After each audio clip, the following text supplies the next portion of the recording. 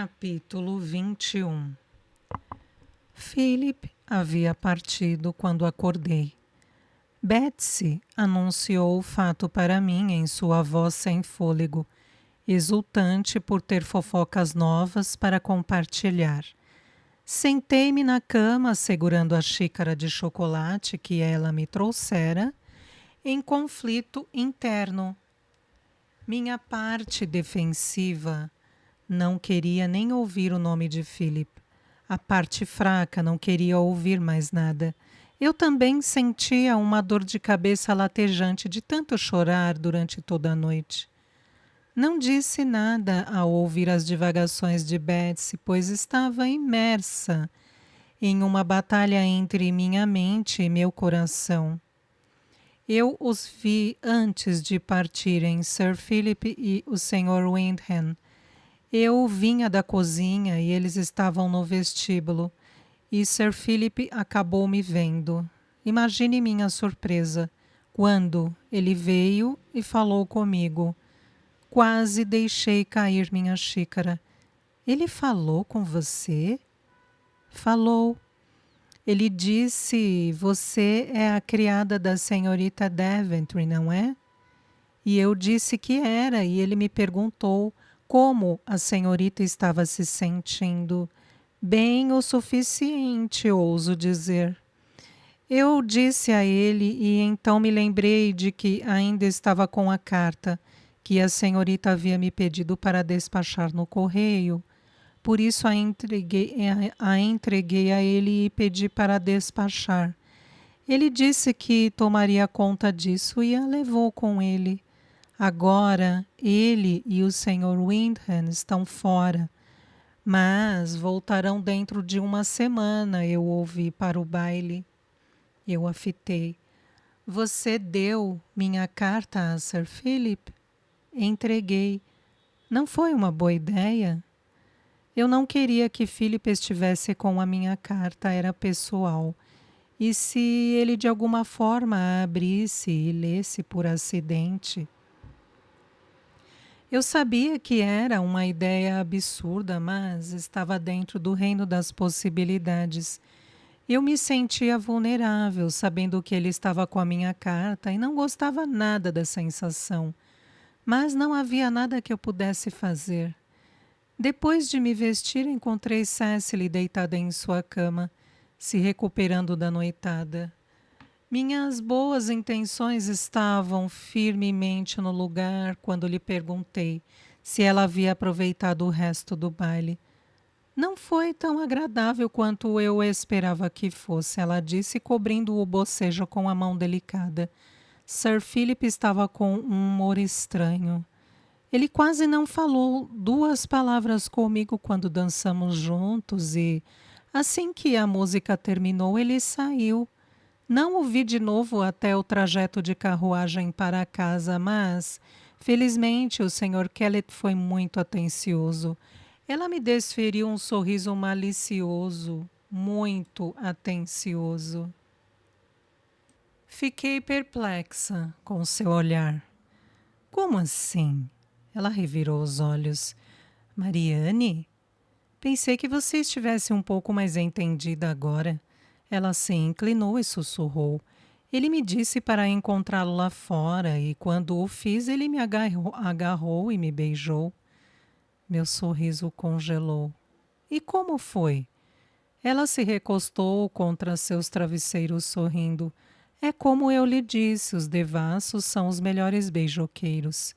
Cecily!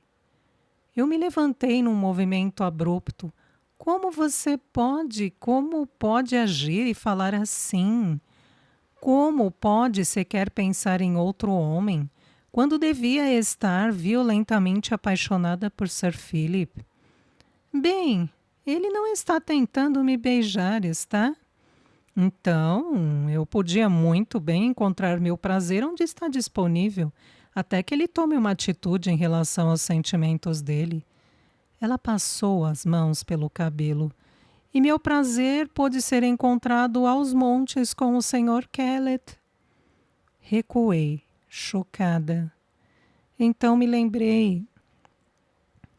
de que Philip estava fora, buscando o mesmo tipo de prazer. Dei as costas para ela com desgosto e andei até a porta. Aonde você vai? Ela perguntou, parecendo surpresa. Não quer saber mais sobre o baile?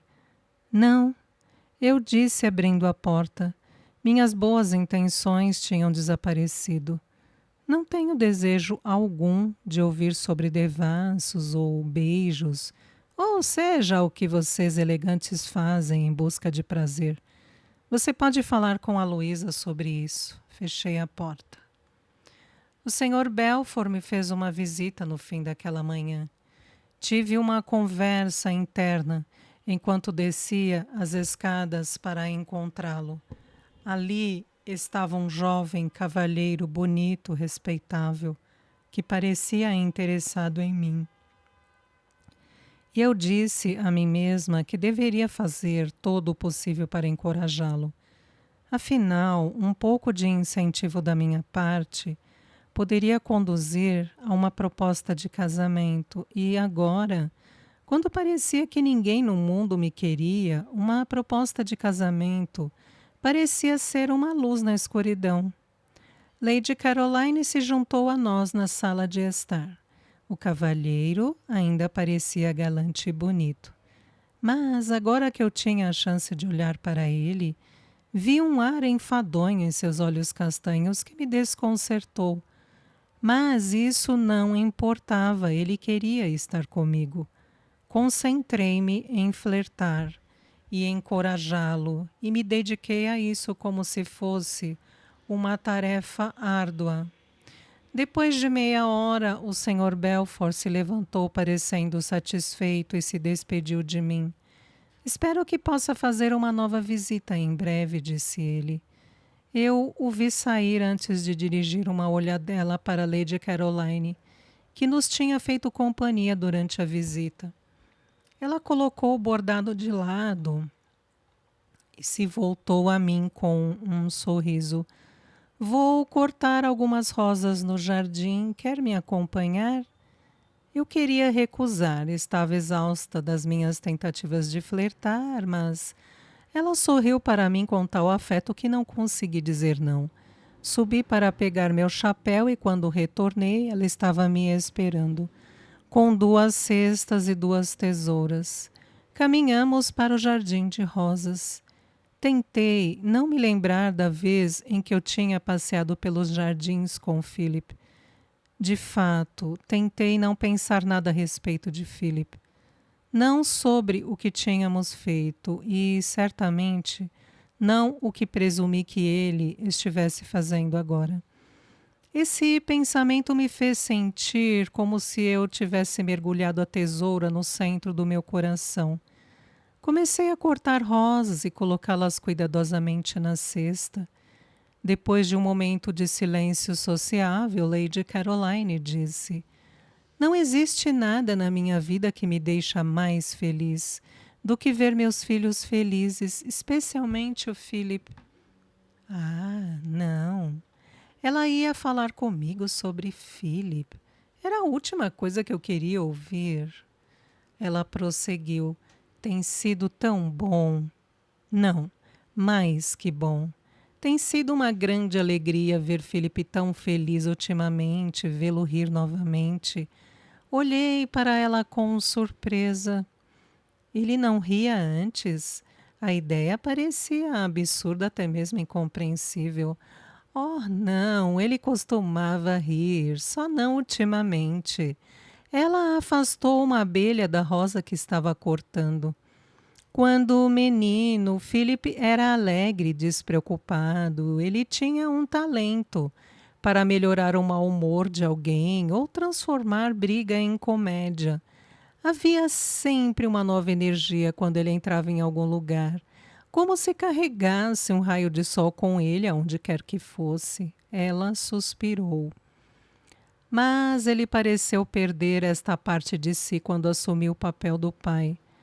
Acho que o peso da responsabilidade o fez se levar a sério demais e depois ser lisonjeado e perseguido por tantas mulheres ambiciosas. Bem, temo que isso o tenha arruinado. Sua boca se uniu em uma linha fina. Ele se tornou um arrogante insuportável. Ela cortou uma rosa. Pensei na minha primeira impressão de Philip na estalagem. Sei o que a senhora quer dizer. Encontrei esta arrogância quando conheci. Lady Caroline sorriu, insuportável. Sim, ele foi, concordei com uma risada. Mas ele não é mais assim, é? Neguei com a cabeça. Eu não tinha pensado nisso antes. Mas a arrogância de Philip era uma memória distante para mim. Foi isso que eu quis dizer quando falei que era uma alegria vê-lo feliz novamente. Lady Caroline disse. É como se tivéssemos nosso Philip de volta, o Philip que todos nós amamos, o Philip de que todos sentimos falta nesses últimos anos. E tê-lo de volta deixou toda a família feliz de uma maneira que não esteve, desde que meu querido marido morreu. Ela parou de cortar e se virou para mim. Colocando a mão suavemente no meu braço, ela disse com total sinceridade: todos nós nos sentimos muito gratos a você, minha querida. Fiquei tão surpresa que cortei uma grande rosa branca perto demais das pétalas, com a sensação de que tinha acabado de decapitar algo. Coloquei minha tesoura de volta na cesta. A senhora acha que essa mudança nele é por minha causa? Perguntei com descrença. Ora, eu sei que é. Ela continuou a cortar rosas, como se nossa conversa tivesse chegado ao fim. Eu a fitei com suspense, querendo que ela me convencesse de que tinha razão, mesmo sabendo que ela estava errada. Meu coração ainda não havia sucumbido à minha vontade. Ele queria ter esperanças, embora a esperança fosse inútil e tola. Tentei engolir de volta as palavras, mas por fim, em um momento de fraqueza, disparei: como a senhora sabe? Seus lábios se contorciam como se ela tentasse conter um sorriso. Lembrou-me de uma expressão que vi no rosto de Philip mais de uma vez. Ela colocou a tesoura em sua cesta e apontou para um banco situado à sombra de uma árvore. Sentada ao lado dela, eu me perguntei se isso era a coisa mais tola que eu já tinha feito até o momento. Sabia que Philip estava fugindo na noite que vocês dois se conheceram? Confirmei com a cabeça, lembrando do que Betsy tinha me contado. Lady Caroline suspirou. Receio que sou parcialmente responsável por isso. Philip tinha retornado da capital algumas semanas antes. Ele não suporta ficar em Londres durante toda a temporada. Eu já achava que era uma vitória conseguir que ele tivesse ido até lá, pelo tempo que fosse. Bem, não mandei notícias para ele de que você e sua irmã viriam visitar. Deixei as meninas com meu filho e a esposa dele e voltei para avisar Philip e cuidar dos preparativos para a visita. Ele já tinha reagido mal no passado, veja você, quando moças vieram visitar, e pensei que surpreendê-lo poderia ser o caminho, mas foi errado. Ele presumiu que fosse outro caso de moças ambiciosas, atrás da riqueza ou do título, e ele não aguentaria outra visita desse tipo. Foram tantas, sabe? Ele partiu naquela noite sem me dirigir uma palavra. Ela olhou atentamente para mim como se tentando me convencer de algo pela força de seu olhar. Mas depois ele a conheceu na estalagem e voltou. O sorriso dela aqueceu seus olhos. Ele voltou, querida, naquela noite, tarde da noite. Agora devo confessar uma pequena intromissão da minha parte. Quando ele voltou e me disse o que tinha acontecido com você e como ele a havia encontrado na estalagem, eu tive uma suspeita. Então escrevi para Rachel e disse-lhe para assegurar as meninas por uma semana a mais em Londres, usando o baile de máscaras como desculpa. Sua primeira noite aqui, Mariane, quando Philip entrou na sala de estar e a viu, ela respirou fundo, sacudindo a cabeça um pouco como se estivesse perplexa. Ele se iluminou, Mariane. Ficou como era antes. Ela pousou a mão na minha e apertou. Eu tinha meu Philip de volta. Vi com surpresa quando seus olhos se encheram de lágrimas, mas quando ela sorriu percebi que eram lágrimas de alegria. Perdoe-me se fui muito íntima, disse ela, enxugando uma lágrima graciosamente de seu rosto. Mas depois de perder meu querido marido e meu filho Charles, parecia que eu não suportaria perder Philip também. Eu me enchi de consternação. Ela estava me dando crédito demais por qualquer mudança que pudesse ter visto recentemente em Philip. Eu tinha certeza de que não era a responsável, pois isso entrava em oposição direta com o que eu ouvira de Philip, com meus próprios ouvidos. Ele não me queria ali. Outra coisa devia tê-lo deixado feliz. Certamente não era eu. Eu queria dizer a Lady Caroline como ela estava enganada, mas não podia. Obrigada por compartilhar isso comigo, disse tentando sorrir. Sinto como se entendesse sua família um pouco melhor agora. Ela me olhou de seu jeito aguçado. Eu esperava que fosse ajudar você a entender Felipe um pouco melhor. Sim, isso também, eu disse para tranquilizá-la, e então rapidamente pedi licença. Sua esperança era dolorosa demais para eu testemunhar. Se ela achava que meu relacionamento com Felipe tinha motivado a mudança nele, que a havia deixado tão feliz, ela ficaria muito decepcionada quando eu fosse embora de Edinburgh na semana seguinte. Na metade do caminho até a casa, meus passos vacilaram e depois pararam. Um cavalheiro estava caminhando pelo gramado em minha direção, vindo do bosque, o Sr. Kellett. Eu pensei em virar e correr na direção oposta, mas ele me chamou. Não está pensando em fugir de mim, está, prima? Porque ele não parava de me chamar assim. Fiquei imóvel no lugar e franzi a testa, recusando-me a deixá-lo pensar que eu tinha medo dele. Não, não estou. Só vou dar uma volta pelo gramado. O senhor é bem-vindo, é claro, para se juntar a mim. Ele sorriu como se esse fosse seu plano desde o princípio e ele só tivesse me manipulado ao fazer o que ele queria. O que provavelmente era verdade. Ele parecia ter prazer em me importunar. Começamos a andar. Eu depressa e ele com um passo despreocupado, que me fez querer arrancar sua bengala da mão e quebrá-la em sua cabeça. Ele faria de tudo para prolongar meu sofrimento. Como está a passarinha velha? Ele perguntou, referindo-se, eu supus, à minha avó. Dei-lhe um olhar altivo. Ainda em boa saúde, eu acredito. Ele suspirou e olhou para o céu. Será que algum dia ela morre? Disparei-lhe um olhar zangado pronta para repreendê-lo, mas ele riu e disse: Você acredita em tudo, prima. Deveria fazer alguma coisa quanto a isso. Eu odiava pensar que ele estivesse com alguma vantagem. Estava farta de ser polida. Pare de me chamar de prima, por que está aqui?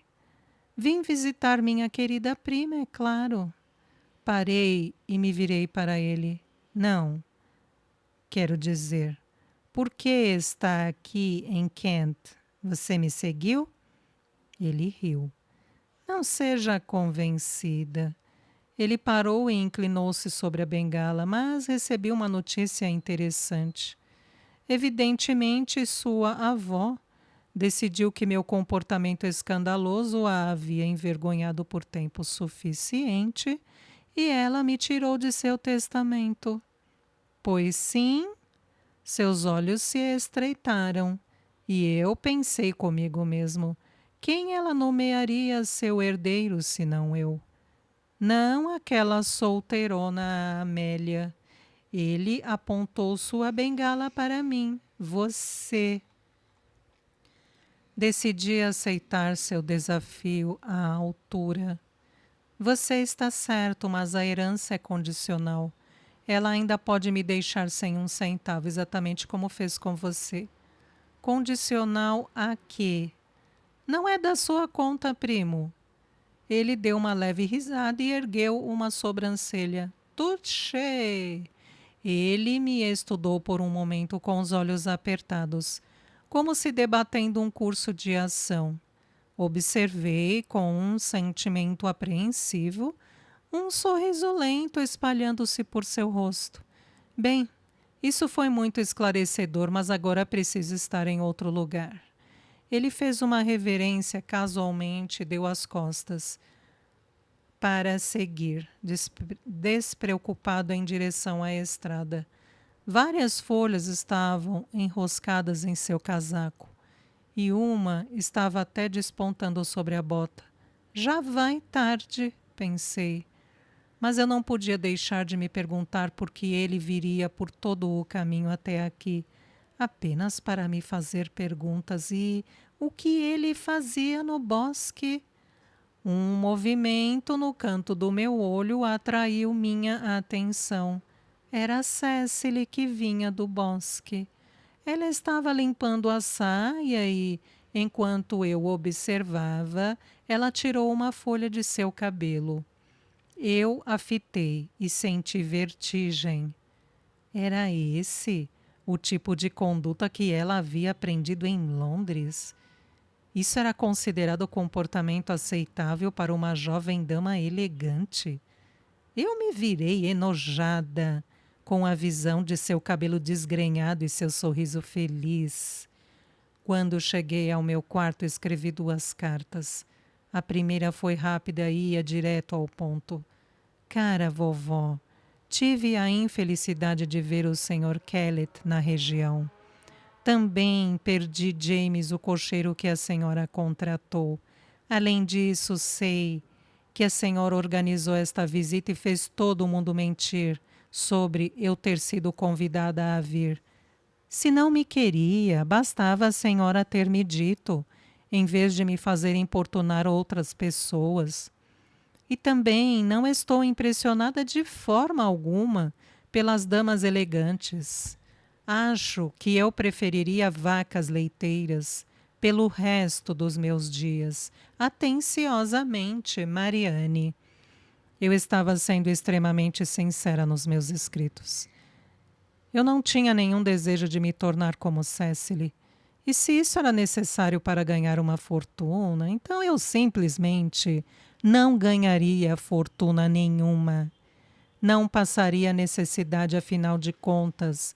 Meu pai era próspero o suficiente e eu receberia uma herança dele, mas não iria perder mais o meu tempo tentando me tornar alguém que eu não era. Depois que terminei a carta para a vovó, vi o livro de poemas do Sr. Whittles na gaveta e pensei em outra carta que eu vinha sentindo vontade de escrever havia algum tempo. A segunda exigiu mais reflexão, mas quando finalmente a terminei, fiquei satisfeita com o resultado. Decidi que era muito desperdício ansiar por algo que nunca poderia ser nosso. Era melhor aproveitar a felicidade onde ela estava disponível. Enderecei a carta ao Sr. Whittles.